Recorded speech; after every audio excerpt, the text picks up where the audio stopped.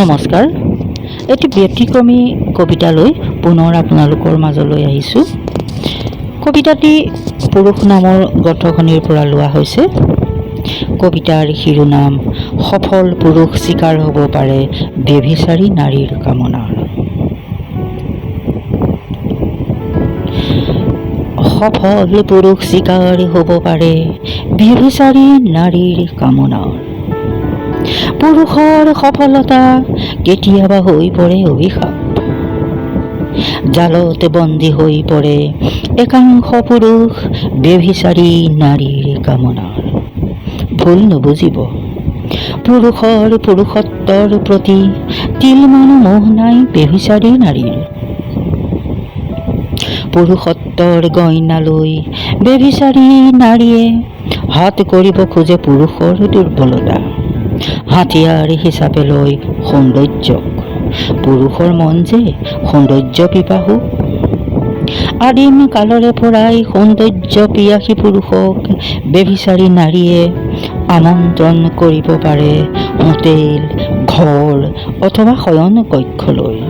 খুলি দিব পাৰে গোপন অংগসমূহ মন্ত্ৰমুগ্ধ হোৱাকৈ। লাস্যময়ী হাস্যময়ী ৰহস্যময়ী নাৰীৰ চালনাত মহাদেৱ য'ত হয় ধাৰাসায়ী, নৰমনীষ পুৰুষ মাথো পিপৰা সম। সফল হলেও যদি হয় ক্লান্ত শ্ৰান্ত দুখহাৰী পুৰুষ নাৰীৰ মৰমতে বন্দী হয় অতি সহজেই। পুৰুষেতো নাজানে তাহাতে লুকাই থকা হলাহল বিষৰ সোৱাদ।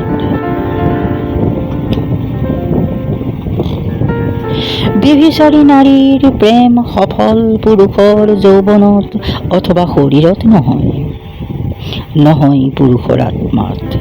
পুৰুষৰ গুৰুগম্ভীৰ কণ্ঠত য'ত কঁপি উঠে ত্ৰিভুৱন, সেই কণ্ঠৰ প্ৰতিও লালায়িত নহয় ব্যভিচাৰী নাৰী। তেওঁলোকক মাথো সফল পুৰুষৰ ছায়া অথবা সফল পুৰুষৰ উপাধিৰ প্ৰয়োজন। তেওঁলোক প্ৰেমত পৰে মোটা বেংক বেলেঞ্চ, সামাজিক প্ৰতিপত্তি অথবা সফল পুৰুষৰ আঁৰ লৈ সুবিধা আদায় কৰাৰ হাবিয়াসত। পুৰুষ দুৰ্বল হলেই চিকাৰ হয় সুপৰ্ণখাৰ দৰে নাৰীৰ। পুৰুষ দুৰ্বল হলেই চিকাৰ হয় সুপৰ্ণখাৰ দৰে নাৰীৰ। লংকা নজ্বলিলেও আত্মগৌৰৱত মহীয়ান পুৰুষ জ্বলি জ্বলি মৰিব লগা হয় আত্মদহনত। সকলো হেৰুৱাই সৰ্বহাৰা পুৰুষ উভতি যায় কলৈ? ব্যৱহাৰ কৰি এৰি দিয়া নিঃস্ব পুৰুষ যাব নোৱাৰে আপোনজনৰ কাষলৈ, স্বগৃহলৈ, সুসমাজলৈ।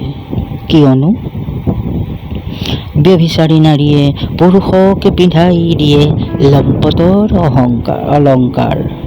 পুৰুষ হৈ পৰে সমাজৰ চকুত, আপোন মানুহৰ চকুত একোজন চৰিত্ৰহীন লম্পট পুৰুষ। গ্লানি অপযশ হীনমান্যতাত পাৰ কৰা পুৰুষৰ অন্তিম ক্ষণ যদি পুৰুষ চিকাৰ হয় ব্যভিচাৰী নাৰীৰ কামনা। ধন্যবাদ।